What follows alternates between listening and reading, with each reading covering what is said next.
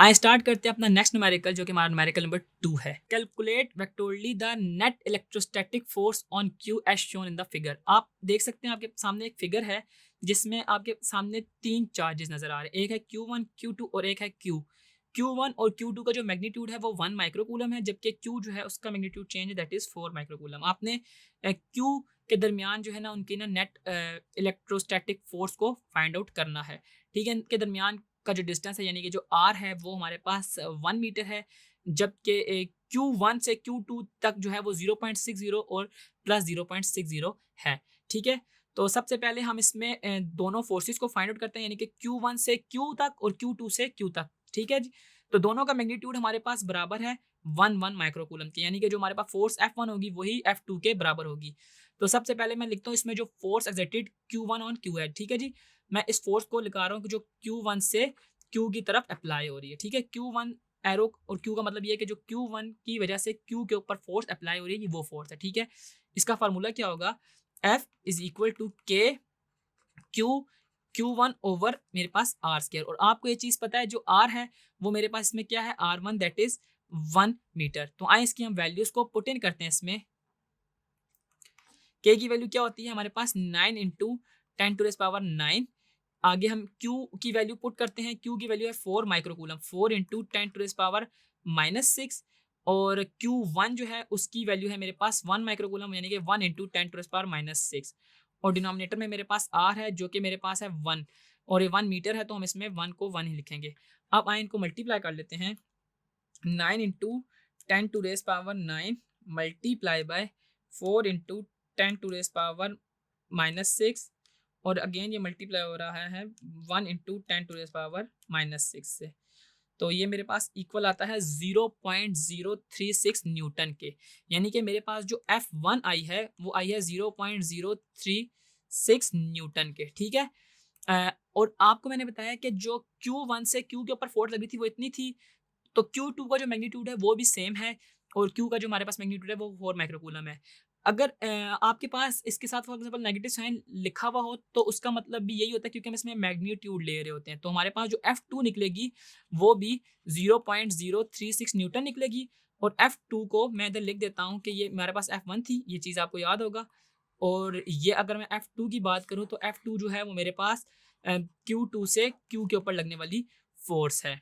ठीक है, यानी कि आपने दोनों फोर्सेस को फाइंड आउट कर लिया है। एंगल को हम लोग फाइंड आउट करते हैं। आपको एंगल का फार्मूला पता है, जो tan थीटा होता है वो इक्वल होता है हमारे पास परपेंडिकुलर अवर बेस के। और आपको ये चीज़ पता है, हम इस डायग्राम में भी देख सकते हैं, जो परपेंडिकुलर है वो 0.80 है और जो बेस है वो मेरे पास 0.6 है। ठीक है, मैं इसकी वैल्यूज को पुट इन करता हूँ, 0.8 डिवाइड बाई 0.6। तो जब मैं 0.8 डिवाइड बाई 0.6 और एंगल यहाँ से मैं कैसे निकालूंगा कि tan को उस साइड पे ले जाएंगे तो tan inverse of 0.8 divide by 0.6, tan inverse of 0.8 divide by 0.6। तो ये मेरे पास आंसर आता है 53.1 डिग्री, यानी कि जो मेरे पास थीटा आ रहा है वो इक्वल आ रहा है 53.1 डिग्री के। तो ये आपने देखा, ये हमारे पास उस अबव डायग्राम से ये हमने बनाई हुई थी, इससे अंदाज़ा हुआ कि हम लोग इसकी डायरेक्शन कैसे निकालेंगे और हमने फोर्सेस दोनों फाइंड आउट कर ली हैं। अब इसके बाद हम इन फोर्सेस को इनके रेक्टेंगुलर कंपोनेंट्स में रिजॉल्व करते हैं। जब हम इसको रेक्टेंगुलर कंपोनेंट्स में रिजॉल्व करेंगे तो हमें ये डायग्राम हेल्प करेगी। अगर आप इस डायग्राम को देखें तो आप इजीली इसमें देख सकते हैं कि अब मैं जो हमारे पास फोर्स F1 है मैं उसको लेट से कह देता हूँ जो Q1 की वजह से थी, और F2 जो है वो मेरे पास Q2 की वजह से।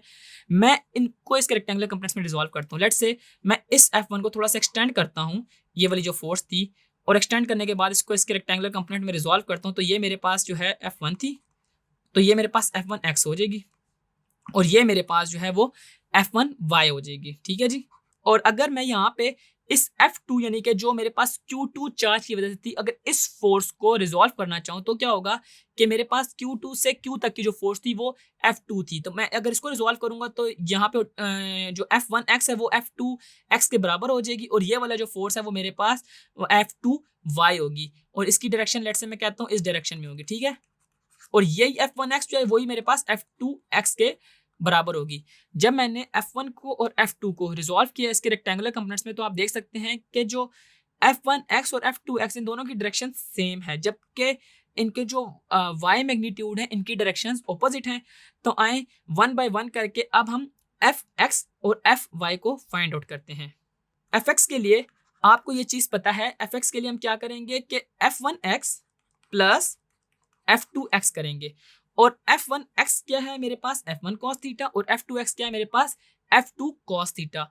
और आपको ये चीज पता है कि f1 और f2 दोनों आपस में इक्वल हैं। मैं इधर लिख भी देता हूँ इस चीज को कि जो f1 है वो मेरे पास इक्वल है f2 के, और अगर ये दोनों आपस में ऐड हो रही होंगी क्योंकि दोनों cos थीटा बनाएंगी, तो मैं इसको यहाँ पे लिख सकता हूँ ना कि 2f cos थीटा, जो मेरे पास fx होगी वो होगी 2f cos थीटा, और इनकी मैं वैल्यू को इसके अंदर पुट इन करता हूँ। 2 इंटू f की वैल्यू क्या थी मेरे पास, हमने f की वैल्यू निकाली थी 0.036 न्यूटन, 0.036 न्यूटन, और cos थीटा के अंदर हम cos के अंदर इसकी जो एंगल है 53 डिग्री, इसको पुट इन कर देते हैं। आए अब इनको मल्टीप्लाई करते हैं, 2 into 0.036 multiply by cos of 53, तो मेरे पास आंसर आता है 0.0432। ठीक है, मेरे पास fx आ गई है 0.0432 न्यूटन, तो ये मेरे पास fx आ गया। अब मैं इसमें fy को फाइंड आउट करूंगा, और fy के लिए आपको इस चीज का अंदाजा है कि fy जो है उन दोनों की डायरेक्शन ऑपोजिट है, तो मेरे पास जो नेट फोर्स होगी यानी कि fy वो हम निकालेंगे f1y प्लस, और इसके अंदर हम कह देते हैं माइनस f2y। ठीक है जी, हम कर इसमें ऐड ही रहे हैं, मगर उनकी डायरेक्शन ऑपोजिट होने की वजह से मैं f2y के साथ माइनस का साइन लगा रहा हूं। और आपको ये चीज़ भी पता है कि हमारे पास f1 जो है वो f1 और f2 आपस में बराबर हैं, तो अगर मैं इन दोनों को आपस में सब्ट्रैक्ट कर दूं सेम को, तो हमारे पास f1 minus f2 equal to 0 आ जाएगा। तो इस तरह मेरे पास जो y कंपोनेंट ऑफ फोर्स है वो इक्वल टू 0 आ जाएगा।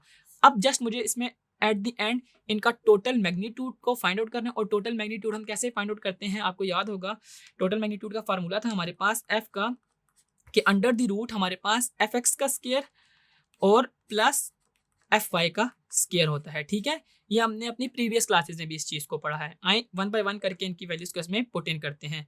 fx मेरे पास कितनी थी 0.0432, और इसका स्क्वायर प्लस 0 का स्क्वायर, तो मेरे पास जो f है टोटल वो इक्वल आ जाएगी 0.0432 न्यूटन के। ये मेरे पास टोटल फोर्स आ गई है, और अब एट द एंड हमने इसमें जस्ट इसका एंगल निकालना है, और एंगल का फार्मूला आपको पता है क्या होता है, fy over fx। tan theta से अगर मैं निकालना चाहूँ तो हम इसका फार्मूला पुट करते हैं, tan theta is equal to fy over fx, और मैं इनकी वैल्यूज को पुट इन करता हूँ, जो कि मेरे पास इसकी वैल्यू है fy 0 है और fx मेरे पास है 0.0432, और यहाँ पे मेरे पास tan थीटा है और ये हमारे पास 0 आ जाएगा। और मैं अगर थीटा को tan इनवर्स 0 पे अप्लाई करूँ तो मेरे पास इसका आंसर 0 ही आता है। tan इनवर्स ऑफ 0 मेरे पास 0 आता है, तो मेरे पास जो इसका एंगल या डायरेक्शन आप कह सकते हैं वो 0 डिग्री की बन रही होगी।